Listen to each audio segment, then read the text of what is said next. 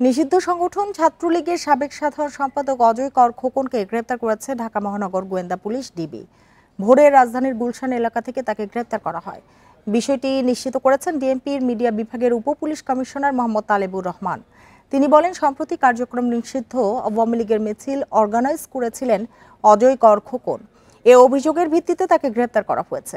এছাড়া তার বিরুদ্ধে অন্য কোনো মামলা বা বৈষম্য বিরোধী আন্দোলনের সময়ে সংগঠিত ঘটনার কোনো মামলা আছে কিনা তা যাচাই করা হচ্ছে। এদিকে ঢাকা উত্তর সিটি কর্পোরেশনের সাবেক নারী কাউন্সিলর ও মহিলা আওয়ামী লীগ নেত্রী হাজেরা খাতুন নার্গিসকেও গ্রেপ্তার করেছে গুলশান থানা পুলিশ।